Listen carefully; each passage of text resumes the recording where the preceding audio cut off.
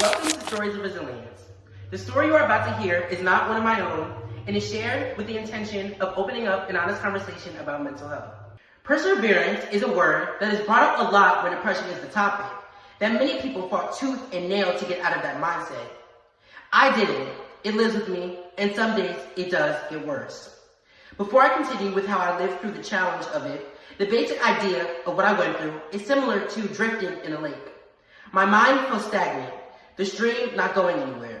Then it felt cold and suffocating as if I was drowning. This analogy with water is that depression felt like I was drowning myself, that I couldn't let myself be happy, that I couldn't be me, enjoy my hobbies, or even open myself to new people. This thought would circle through my mind, and it would end with me hurting myself. I didn't cut myself because I did activities that needed to show my arms for. So I landed on beating myself with my own hands, not to cause bruising, but to remind myself of how bad I am or was. It's confusing to me why I never went the mile to cut myself. I then found art as an outlet to get better. At present, I don't draw as much, but when I do, I try to practice as much as I can. When I didn't care for myself, I practically drew every day. It was tiring. I felt like most of my art was horrible, and that no matter how hard I tried, there was no improvement. There was, but to my clouded mind, it looked the same. I desperately wished to have someone understand where I was coming from. I did, but I never took their advice because in my mind, I was weak. How I pulled through was to really look into myself, to dig deep into what made it into this, trying to find out when or how it started. I couldn't find it, and that thought crushed me. Between my junior and senior year, I tried reaching out to some of those friends, and they did not want anything to do with me. Drawing was just an evolution from my love of media as a whole. The power to make things on screen and teach a lesson or entertain someone really sparked something in me. It first started in 8th grade with a film class, but then molding into something new when I got into high school.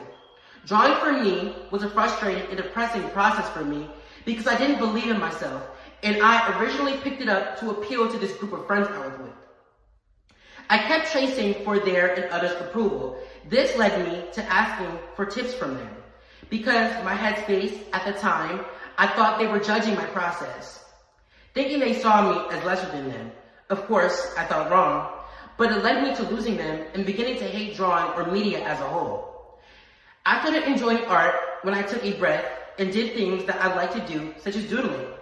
I try my best to shut out those thoughts that I fell behind other people who have been drawing longer than me. I have to give myself the time to enjoy a form of creating, because if I don't give myself the time searching for others' approval, my spark for creating would have burnt out sooner by now. The difference between finding a hobby and forcing yourself to like something is that you, yourself, has let your enjoyment happen.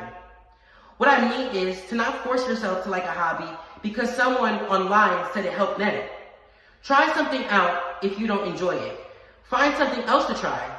No matter the age of what your situation is, you have the choice and time to pursue what you want. Hobbies help, but there are some tools that do just as much to find myself. My therapist has given me a tool that can apply to any situation. The 3 C's is a simple but effective tool that works if you are willing to practice it.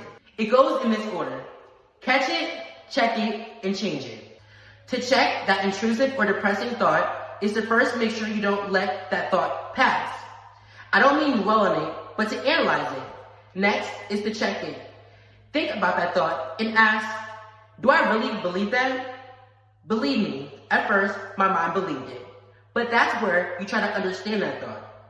What's best is to really think about where you're at and finally to change it. The point of the final option is to transform that thought into something more positive or neutral to yourself, not for anyone else. Just to you to be able to talk to yourself positively. What you don't want to do, at least without consent, is to burst into your friends' messages asking their opinion on these thoughts or venting without asking them or clarifying what you want out of the conversation. This could leave someone feeling like the de facto therapist, where they do not have the tools or headspace to really hear you out, leaving both parties unsatisfied. Venting can help you release some tension from the day, but without first clarifying what you need from that conversation, can lead you to just opening a rift between someone you care about. So it's important to establish that type of boundary with that person and importable yourself as you have control over these feelings, not something otherworldly size. In the big year of 2026, I'm doing better than okay now. I'm actually doing good. Some of those people that I pushed away began talking with me again. Then I met some new people by being more open and using the tools I learned to manage my emotions. I still struggle with depressive thoughts, but I think I'm in a spot where I can actually change it. To battle through my own head was not easy or hard. It was a normal part of growing up. And I would say 3 words that helped me get through this is, you got this. Because we as humans are built for the struggle. We can push through and prove to ourselves that we are not only enough, that we are better. That is the purpose of living and persevering through a hard time. Everyone has struggled, and that's okay. To wake up is more than enough.